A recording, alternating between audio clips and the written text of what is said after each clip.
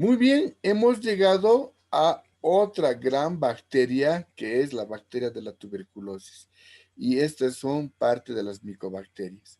Estas bacterias tienen una gran importancia porque en Bolivia tenemos altos índices de tuberculosis. En vez de disminuir, cada año aumenta porque tiene muchos factores que vamos a aprender. Junto con la tuberculosis viene la baciloscopía, que es cómo se detecta. Como personeros del área de la salud, debemos conocer cómo se hace el diagnóstico, ¿no? Y el tratamiento. ¿Por qué? Porque no estamos alejados de la tuberculosis. Es más, tenemos que saber, por ser personeros de la salud, ¿no? En su integridad. Se define la tuberculosis como una enfermedad infecto-contagiosa, prevenible y curable. Eso quiere decir, si mencionamos infecto-contagiosa, quiere decir que se transmite de persona a persona mediante la tos, ¿no es cierto? O con una espectora y los bacilos salen en las gotitas de flujo y uno se contagia. Prevenible porque existen métodos que vamos a ver que sirven para evitar esta enfermedad. Curable porque tiene tratamiento cuando se puede distinguir, cuando se puede diagnosticar a tiempo. Pero existen algunas fases que debemos aprender paulatinamente. Primero, que existe una clasificación clínica que es la tuberculosis pulmonar y la tuberculosis extrapulmonar. Esta clasificación es clínica porque existe otra clasificación que es la clasificación de anatomía patológica, que es importante, pero en la parte de microbiología médica o clínica debemos aprender la parte clínica, la tuberculosis pulmonar que va a afectar a los pulmones y la tuberculosis extrapulmonar, ¿no es cierto?, que inicialmente era pulmonar y se puede diseminar a una tuberculosis meningia, una tuberculosis ósea de los huesos, una tuberculosis muscular, una tuberculosis hepática, renal, vesical, genital, ¿no es cierto?, de anexos del aparato reproductor, intestinal, ganglionar, ¿no es cierto? Todas las, cutánea, lingual, entonces son muchas las tuberculosis extrapulmonares. Las más importantes, ¿no? No porque son las mejores, sino porque existe vacuna, son la meningitis renal y la meningitis, ¿no es cierto? Perdón, la tuberculosis renal y la tuberculosis meningia. Las dos son las mortales para los niños, por eso que tiene prevención. El resto se puede sobrellevar, pero el problema es de que tanta variedad es increíble. Entonces, cuando tenemos la tuberculosis pulmonar, ¿no es cierto? Tenemos la extrapulmonar que puede afectar a todos los órganos que tú te des cuenta, tomando en cuenta que cualquier órgano del cuerpo puede ser atacado, ya que esta bacteria es aerobia estricta. Cuando tú tienes que ver a un paciente que está con síntomas de tuberculosis, lo que se identifica es lo que se llama en clínica sintomático respiratorio. ¿Y qué es un paciente sintomático respiratorio? Es todo paciente, no, perdón, es toda persona que tose y expectora por más de 15 días y es susceptible de tener tuberculosis. Repito, ¿qué es sintomático respiratorio? Toda persona, cualquier persona, no paciente, toda persona que tose y expectora, bota flemas, que tose y expectora por más de 15 días, porque hasta 15 días es agudo, más de 15 días es crónico, por más de 15 días y que es susceptible de tener tuberculosis. Entonces, si la persona tose y expectora por más de 15 días, es un probable tuberculoso. Y si decimos susceptible de tener tuberculosis, tenemos que ver algunos síntomas más. Por ejemplo, aparte de toser y expectorar, tiene que tener fiebre. Entonces, el sintomático respiratorio es aquel que tose y expectora por más de 2 semanas o 15 días, que además tiene que tener fiebre. Tiene que tener diaforesis nocturna, transpira de noche. Fiebre y transpira de noche, diaforesis nocturna, ¿no es cierto? Tiene, ¿no es cierto? El paciente, aparte de tener su fiebre y su diaforesis nocturna, su transpiración nocturna, va a tener, ¿no es cierto?, el dolor pulmonar, la fatiga, la falta de respiración, insuficiencia respiratoria, se va a cansar, disnea se llama. Y el paciente va a tener escalofríos, escalofríos. Y principalmente va a bajar de peso, va a bajar de peso. Repito, sintomáticos respiratorios, toda aquella persona que tose y expectora por más de 2 semanas o 15 días y que es susceptible de tener tuberculosis. ¿Cuándo es susceptible? Cuando tiene fiebre todos los días, acompañado de sudoración nocturna, diaforesis nocturna, disnea, cansancio, fatiga, se agita, escalofríos y pérdida de peso. Con todo eso, clínicamente, tú dices paciente tuberculoso, punto, clínicamente. ¿Sí? Pero hay que tomar en cuenta que el bacilo de Koch, el Mycobacterium tuberculosis, es un bacilo bar. Y cuando decimos bar, ¿no es cierto? Es un bacilo alcohol ácido resistente, que enseguida vamos a ver qué quiere decir. No es un gram, ya hemos llevado los gram. Ahora vamos a ver el bar. Este es un bacilo bastante delgado, 0,5, pero largo, de 7 a 12 de largo, es bastante largo, pero de grosor es delgadito. Es aerobio estricto, como hemos dicho, es de crecimiento lento, eso en generalidades hemos hablado. La mayoría de las bacterias se reproduce cada 20 minutos, los más rápidos cada 15 minutos, pero esta bacteria se reproduce cada 24 a 48 horas. Recién en 1 o 2 días, de uno se han vuelto dos, recién.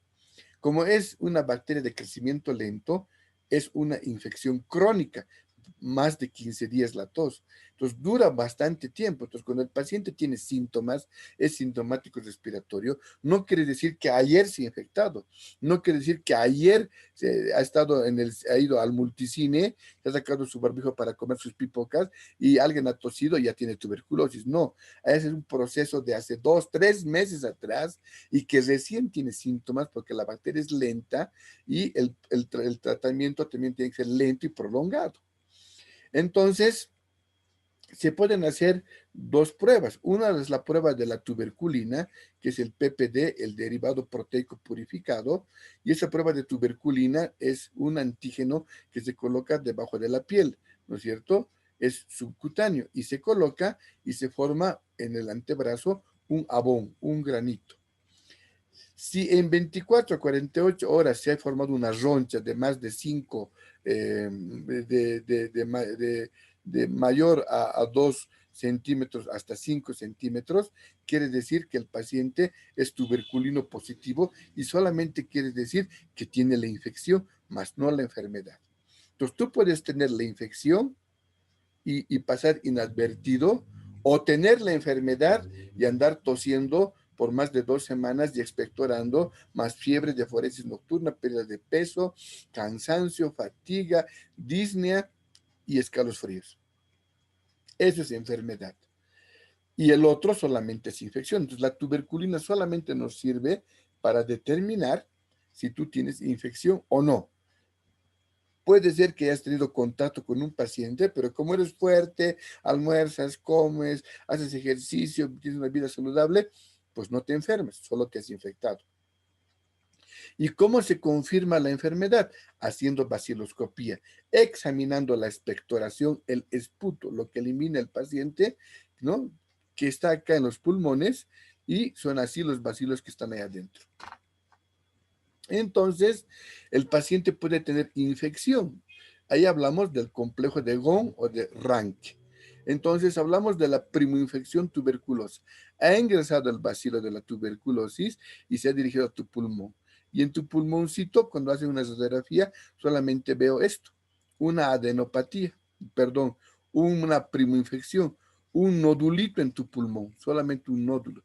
Si yo veo esto, yo digo primoinfección, nada más. O sea que estás infectado, pero que no tienes la enfermedad. No tienes ningún síntoma, no eres sintomático respiratorio, ni mucho menos. Solo tienes infección, nada más. ¿Sí? Habrá sido en el minibús, habrá sido en la calle, en el cine, pero no has llegado a ser enfermedad. Y muchas veces este nodulito donde se ha anidado el bacilo de la tuberculosis quiere escapar. Entonces, de lo que tenía un nódulo de Gauss, acá chiquitito, comienza a ir escapar por los vasos linfáticos. Entonces, se va a ver una línea más tenue aquí, por ejemplo, que es la linfangitis. Y cuando llega al hilio pulmonar, quiere escapar y diseminarse a todo el cuerpo, a todo el pulmón, y no puede. ¿Por qué? Porque los ganglios del hilio se infartan, crecen y no les dejan adenopatía satelital. Entonces, esa triada se puede ver a la radiografía, que es el complejo de Gon o Ranke, ¿no? Porque los dos manejan el mismo tipo, el complejo de Gon o de Ranke, que es la primoinfección tuberculosa. Y eso es el complejo que es nódulo de Gon, linfangitis y adenitis o adenopatía satelital. Esos tres quiere decir que solamente tú tienes infección y no enfermedad. O simplemente el nódulo de Gauss, que es la prima infección. Hasta ahí has llegado y gracias a tus defensas, a tu alimentación, a tu performance, a tu vida saludable, no has llegado a ser tuberculosis. Pero, ¿no es cierto? Para hacer la tuberculosis es que ese nodulito de Gauss ha ido creciendo y por sus factores de patogenicidad que tiene el bacilo de la tuberculosis, causa lesión, destrucción del tejido parenquimatoso pulmonar y se van a formar cavernas, tuberculosis cavitaria. Entonces aquí está la caverna, ¿no es cierto? Y el paciente que habla con el otro es bacilífero y le va transmitiendo al otro y se va a enfermar fácilmente. Aquí pueden ver la caverna, ¿no es cierto? En la radiografía, ¿no es cierto? Con su hueco. Y eso ya es una tuberculosis, una enfermedad. Ese paciente está con bajo peso, con diaforesis nocturna, con fiebre, es sintomático respiratorio. Además. Entonces, si dice la definición que es prevenible y curable, entonces para prevenir se le colocamos al niño, al recién nacido, la BCG, que es la vacuna, ¿no es cierto?, del bacilo, del bacilo de Calmette y Guerin, Calmette, Guerin, se escribe Calmette, Guerin, Calmette y Guerin, que es un bacilo de la tuberculosis bovina atenuado, que se coloca a todos los niños y todos tenemos nuestra cicatriz en nuestro hombro. ¿Para qué? Para prevenir contra la tuberculosis, formas graves de la tuberculosis extrapulmonar. Es para prevenir la BCG, la tuberculosis, las formas graves de la tuberculosis extrapulmonar. Eso es la meningia y la renal. ¿Por qué? Porque los niños fácilmente se contagian de la madre, del tío que viene, le besa, le hociquea, le hurga, le contagia y se mueren o con tuberculosis meningia o con tuberculosis renal que no aguanta. Entonces, esa BCG evita eso y todos hemos sufrido con eso. Pero esta vacuna dura más o menos hasta los 15 o 16 años. 18 años cuando entras a la universidad ya no tienes la protección de la BCG. ¿Pero qué te protege? La alimentación. La alimentación. Entonces, ¿no es cierto? Aquí en este gráfico gringo dice dieta especial, dice, ¿no? Hay que comer. Entonces, si tú te alimentas, tomas desayuno, almuerzas, tecito, postrecito, cenita y comes regularmente, difícilmente vas a tener enfermedad, tuberculosis cavitaria pulmonar, ¿no? Puede ser que te hayas contaminado con infección, tuberculino positivo, ¿no? Y tengas o un nódulo de Gón en la radiografía, pero no tienes síntomas, eres asintomático y no pasa nada, nunca te vas a enterar, a no ser que te hagas una radiografía. Pero si haces enfermedad, lo principal es de que no te has alimentado. Entonces, para prevenir, la vacuna solamente sirve para el recién nacido hasta los 16, 14, 16 años, y de ahí tienes que alimentarte bien para evitar la tuberculosis. Pero si ya estás enfermo, dice que es curable. Entonces, el tratamiento, como están viendo aquí, varios medicamentos, tetraasociado, cuatro antituberculosos durante 6 meses. Iré pues rápido, ¿no? Iré pues.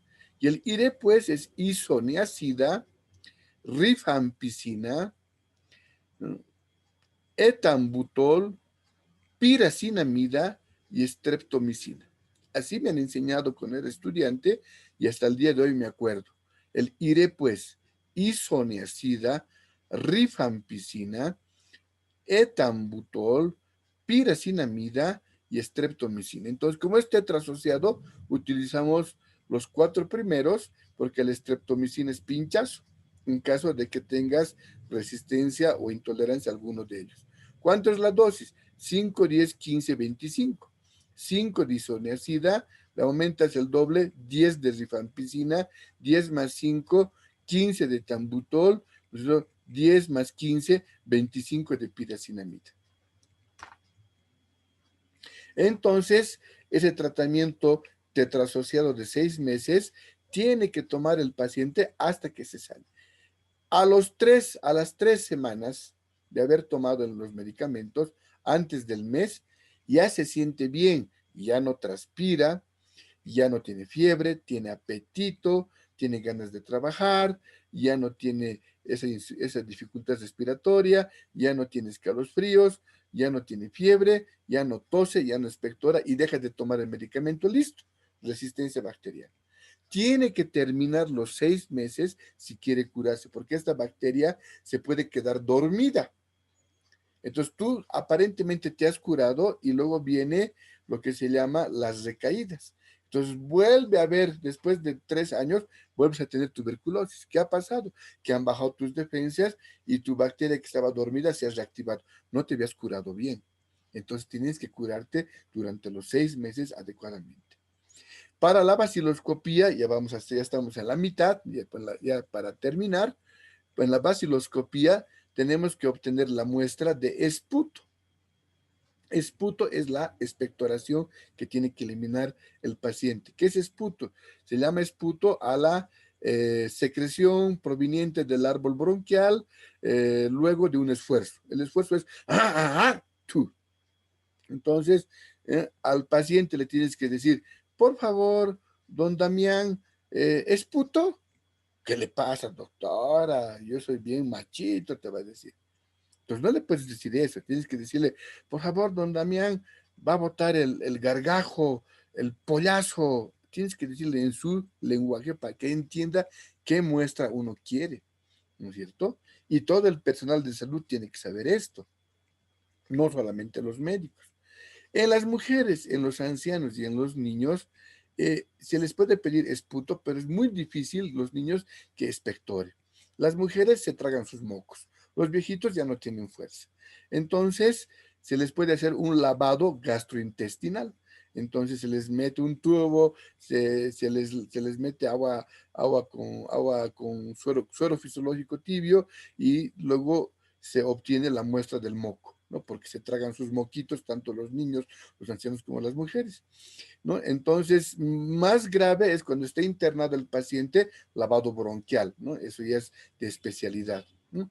O la prueba postural, le hacemos colocar decúbito ventral en declive 45 grados, inclinamos la cama al revés para que esté como de cabeza, entonces por gravedad va a salir los mocos y va a poder expectorar.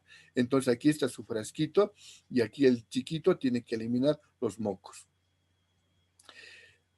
La mayoría de los textos dice 3 muestras sucesivas. El día de la detección que es sintomático respiratorio, y mañana mañana me trae una muestra y cuando me trae la segunda le tomo la tercera. Pues era mucho, ahora se hace 2 muestras. Hoy le tomo una muestra y mañana me trae la segunda. Se acabó. Solo 2 muestras y con 2 muestras hago una baciloscopía seriada. Entonces, ¿no es cierto? Este bacilo de Koch, ¿no es cierto? Que hemos dicho que es un bar, tenemos que tomar en cuenta que porque es un bar, ¿no es cierto? Hemos tomado la baciloscopía seriada de 2 muestras y tenemos que procesarlas, teñirlas y contar las bacterias que tiene para saber en qué grado está.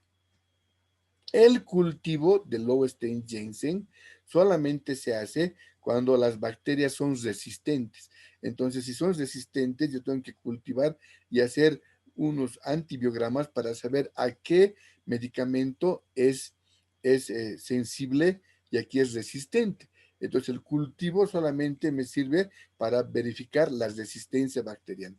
No se hace el cultivo, porque como es una bacteria de crecimiento lento, las colonias crecen en Lowenstein-Janssen a las 6 semanas, al mes y medio, a los 2 meses, hasta los 3 meses hay que esperar, hasta mientras el paciente ya se ha muerto.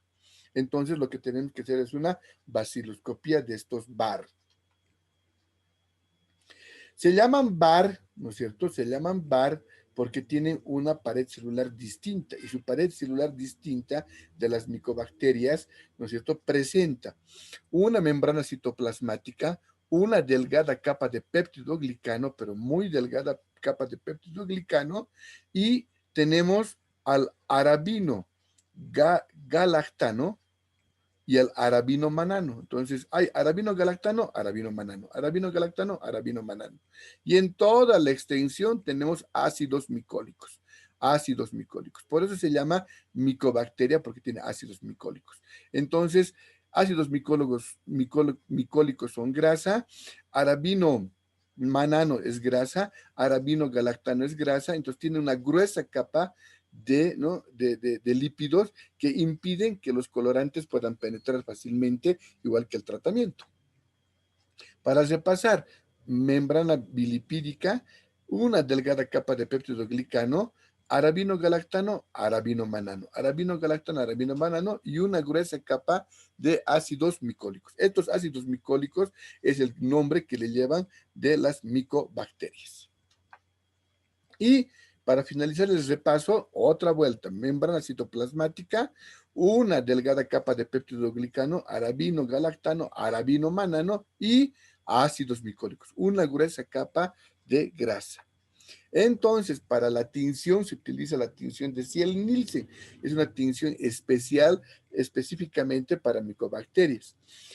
El primer colorante es la fuchsina y después de ponerle fuchsina fenicada, ¿sí? Porque utilizamos en la tinción de Gram, utilizamos, ¿no es cierto?, violeta de genciana, y aquí utilizamos fuchsina fenicada con fenol, y después de haber coloreado, se colorean de rosado, decoloramos con alcohol ácido, decoloramos con alcohol ácido. Si no es un bar, se decolora. Si es un bar, no se decolora. Entonces, cuando se decolora todo lo que no es bacilo, alcohol ácido resistente, se decolora. Y las micobacterias de la tuberculosis no se decoloran porque son alcohol ácidos resistentes. Como son alcohol ácidos resistentes que no se decoloran, se mantienen de color rosado. El resto desaparece y se despinta. Entonces, tienen que tener un contraste de fondo para que resalte en un fondo azul unos bacilos rosados delgaditos. Entonces, utilizo azul de metileno como contraste. Entonces, aquí tengo mi frotis y coloco mi fuchsina fenicada. El segundo paso es calentamiento de la muestra del esputo con la fuchsina fenicada. ¿Para qué hago calentamiento? hemos visto que tiene una gruesa capa lipídica, arabino manano, arabino galactano, ácidos micólicos, mucha grasa. Entonces, si yo coloco solo el colorante, no penetra el colorante. Entonces, tengo que hacer el calentamiento, ¿no? Con emisión de vapores para que pueda derretir esa pared celular y el colorante penetrar y teñir de rosado. Lavo y después coloco el alcohol ácido. El alcohol ácido tiene que eh, despintar todo el fondo, ¿no es cierto? Todo el fondo. Y solamente van a estar de color rosado mis bacilos. Los bacilos se mantienen de color rosado porque son bacilos alcohol ácido resistentes. Por eso se llaman bar. Y luego utilizo el colorante de contraste que es el azul de metileno y el fondo está azul con unos bacilos rosados. Aquí está la fuchina fenicada, ¿no es cierto? Y después se hace el calentamiento con emisión de vapores para que penetre el colorante, ¿no? Y gracias a ello podemos determinar, ¿no es cierto?, que va a ser un bar. Entonces, si hago ese procedimiento con el calentamiento, todo se ha tenido de rosado, todo. Entonces, después del frotis, ¿no es cierto?, en toda la extensión del esputo, hemos colocado el primer colorante, hemos calentado y todo aparece desrosado. Aquí estos larguitos son mis bacilos y estos de aquí son polimorfonucleares, células inflamatorias del árbol bronquial junto con fibras de mucina, pero no puedo diferenciarlas porque están teñidos todos desrosado. Entonces yo utilizo el alcohol ácido y las voy a decolorar. Y cuando yo las decoloro, entonces se decolora el fondo, pero no mis bar, no mis bacilos alcohol ácido resistentes. Y para que se visualice, pongo el colorante de contraste, el azul de metileno, y ahí puedo ver de azul los polimorfonucleares células inflamatorias, las fibras de mucina y de color rosado los bacilos alcohol ácido resistentes que han resistido a la decoloración de color rosado. Por eso se llaman bar. Y, ¿no es cierto?, para hacer su diagnóstico tengo que ver la forma, la agrupación, la apetencia tintorial, los fenómenos observados y el diagnóstico. Entonces, en esta baciloscopía yo tengo que hacer la lectura haciendo, ¿no?, el reconocimiento campo por campo. Tengo que ir contando un campo y anotando cuántas bacterias hay, cuántas bacterias hay, cuántas bacterias hay, y así recorrer toda la placa. El primero tengo que reconocer y después tengo que contar. Por lo tanto, el objetivo de la baciloscopía son dos. Uno, el reconocer al bacilo alcohol ácido resistente por sus características morfológicas, un bacilo delgado en un fondo rosado. Y segundo, tengo que contar los bacilos. Entonces, para contar, ¿no es cierto?, yo veo en un campo y tengo que contar, aquí hay 1, 2, 3, 4, 5, 6, 7 y anoto. En el otro campo anoto 1, 2, 3, 4, 5, 6, 7, 8, 9, 10, 11, 12, 13, 14, 18, 19, 20, 21, 22, 23, 24, 25, anoto. En el otro hay 1, 2, 3 y 3 lomas, anoto 3. Bajo aquí hay 1, 2, 3, 4, 5, 6, 7, 8, 9, 10, 11, 11. Aquí tengo nada, 0. Aquí tengo 1, 2, 3, 4, 5, 6, 7 días, listo. Entonces, los objetivos de la baciloscopía son primero reconocer al bacilo. El bacilo está rosado y el fondo tiene polimorfonucleares y fibras de mucina, que quiere decir que viene del árbol bronquial inflamado. Segundo objetivo, el contar. Tengo que contar. Y cuando termino de contar, ¿no es cierto?, sumo todos los cuadros, todos los campos y realizo el índice baciloscópico. En el numerador coloco el número de bacilos totales que he contado, ¿sí?, en el denominador el número de campos que he contado. El resultado me da en decimales y se revisa con una tabla de cotejo. Entonces, así te dan unos cuadritos y así anota el baciloscopista. Tú no vas a hacer nunca esto, pero tienes que saber cómo se hace y para qué sirve. Entonces, cuando hayas sumado, aquí tenemos 3, 4, 5, 6, 7, 8, 9, 10, 1, 2, 3, 4, 5, 50 campos. Entonces, anotas la suma de todos los 50 campos. Entonces, en el índice vaciloscópico colocas en el numerador la cantidad de bar y en el denominador sobre 50. Y entonces, si te sale negativo, es que hemos observado 20 campos, no había nada, 50 campos, no había nada, hemos revisado 100 campos, no había nada, hemos revisado todo el frotis de las dos muestras y no había nada, entonces es negativo. Si hemos encontrado en el frotis, en promedio, al dividir número de bar sobre número de campos observados y hemos encontrado un valor inferior al 1, 0,3, 0,4, 0,85, ¿no? En un promedio de 100 campos observados, entonces es positivo 1 cruz la vaciloscopía.